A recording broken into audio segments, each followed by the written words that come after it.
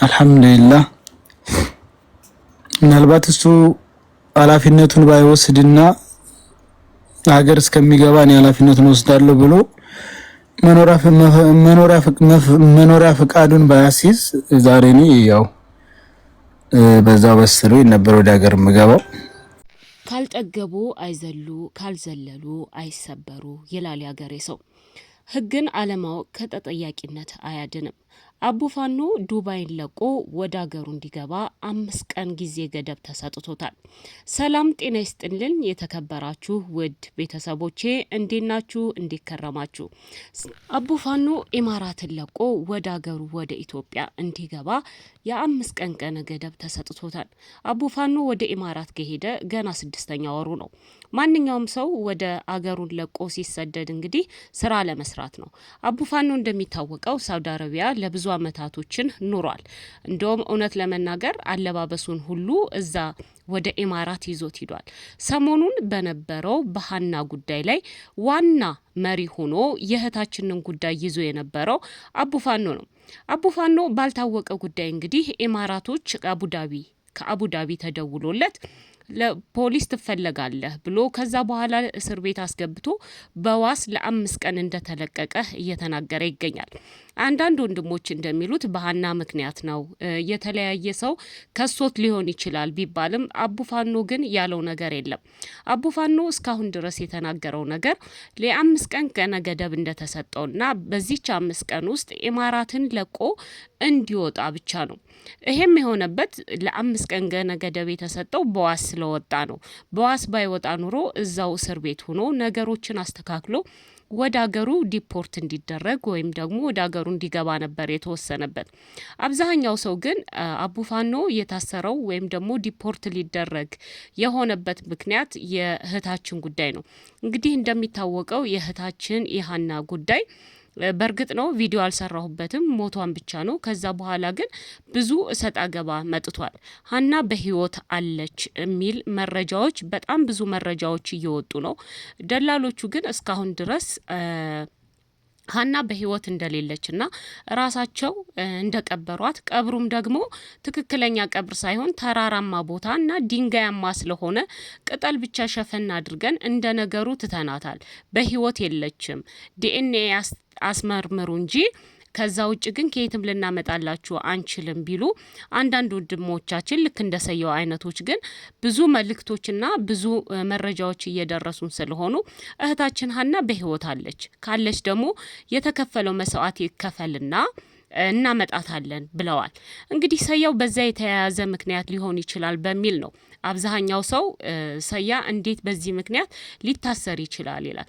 አንዳንድ ጊዜ አገራችንን ለቀን ወደ ሌላ ሀገር ስንሄድ የሀገሩን ወግ ደንብ ስርዓታቸውን ማክበር ግድ ይለናል። ምናልባት ሰያው እንግዲህ ከሄደ በኋላ አቡፋኖ የሚለውን ስሙን ራሱ ቀይሮ ነበር። ከፖለቲካ ራሱን አግልል እንዳገለለ ራሱ ተናግሯል።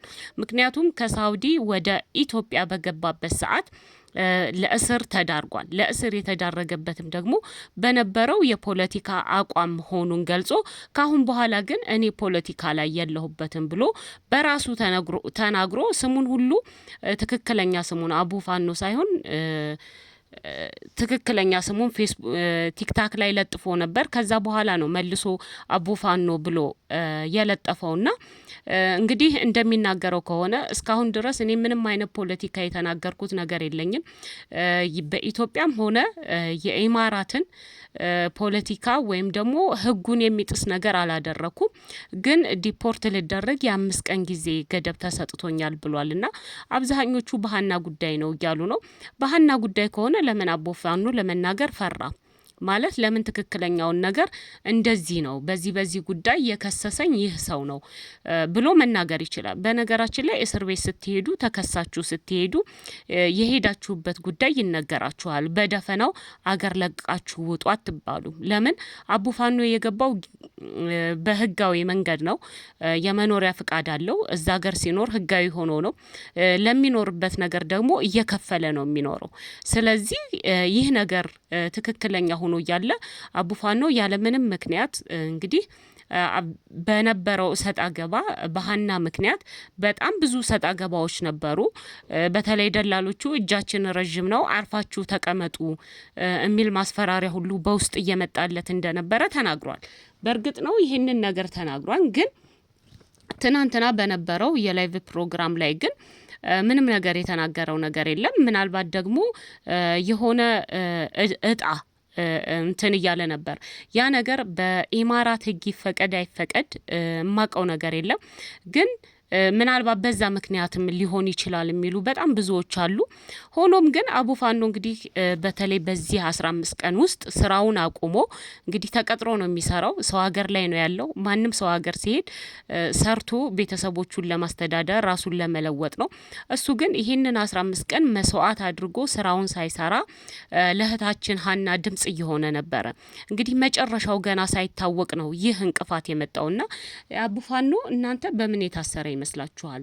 በሀገሪቱ ህግ ነው ወይስ ደግሞ የከሰሰው ሰው አለ ብላችሁ ታስባላችሁ?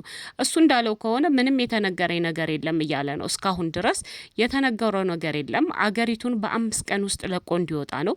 በ5 ቀንም የተደረገበት ምክንያትና ውጭ ላይ ሆኖ ራሱን አዘጋጅቶ ትኬቱን ቆርጦ ወደ ሀገር እንዲመለስ የተደረገው የዋስ መብቱ ስለተጠበቀለት ነው። የመኖሪያ ፍቃዱ ካንስል ሆኗል። ባንኩ ታግዷል። እጣ ሲጥልበት የነበረው ወይም ደግሞ እንድትልኩ ሲያደርጋችሁ የነበረው ካንስል እንደተደረገና ካሁን በኋላ በዛ እንዳትልኩ ሲናገር ነበረ ትላንትና ላይቭ ላይ ገብቶ ማለት ነው። ይህ ካልሆነ እንግዲህ በምን ምክንያት ነው ይህ ሁሉ ነገር የመጣው? እንግዲህ ብዙ አሉ እዛ ኢማራት ውስጥ የሚኖሩ እነ መሲ ብርጅስቶን ከዚህ በፊት ተከሰው ነበር። እንደዚህ የሰው ስማችንን አንስታችኋል፣ ስማችንን አጥፍታችኋል ሲባሉ ወዲያው እንግዲህ እርቅ ነው የፈጠሩት። ከሰውየው ጋር ሄደው እሷ እስር ቤት ሆና ጓደኞቿ ተሰባስበው ሄደው ሰውየው ክሱን እንዲያነሳ ተደርጎ እንግዲህ መሲ በሰላም ወጥታለች። ያም የሆነው ሰው ስትረዳ ነውና አቡፋኖ ምናልባት ስሜን አንስተሃል እንደዚህ አድርገሃል ከሆነ ክስ ነው የሚቀርብበትና ያ ክስ ደግሞ በህገ መንግስቱ መሰረት ዲፖርት የሚያስደርግ ክስ አይደለም። የአቡፋኖ በጣም ውስብስብ የሆነ ነገር ነውና ለማንኛውም እግዚአብሔር እንዲረዳው በጣም ጸልያለሁ። ምክንያቱም ገና ከሄደ 6 ወሩ ነው። ሳውዲ ላይ ወደ ኢትዮጵያ መጥቶ ኢትዮጵያ የነበረበት ችግር ነበረ።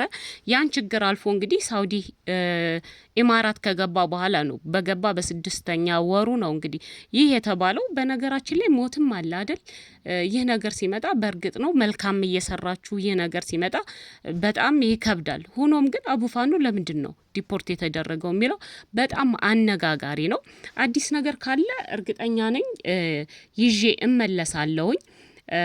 የሰማሁት ትናንት ነው። ትናንት ያልሰራው ስላልተመቼ ነው። ካሁን በኋላ ግን በተከታታይ ስለሱ አዳዲስ ነገሮች ካሉ ይዤ እመጣለሁ። አቡፋኖ ለምንድን ነው ዲፖርት የተደረገው?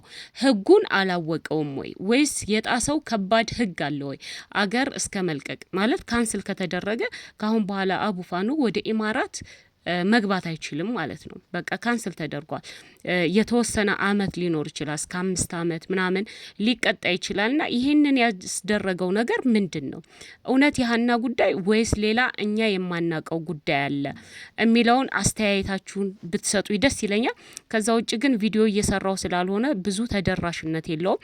ይህ ቪዲዮ ብዙዎች ጋር እይታ እንዲያገኝና ኃይል እንዲኖረው እባካችሁ ላይክ አድርጉልኝ ለማለት እወዳለሁ። አቡፋኖ ፈጣሪ ካንተ ጋር ይሁን። አዲስ ነገር ካለ በአዲስ ቪዲዮ መለሳለሁ። ሰላም ሁኑልኝ ለማለት ነው። እግዚአብሔር አምላክ ኢትዮጵያ ሀገራችንን ሰላም ያድርግ። ሰላም ሁኑ።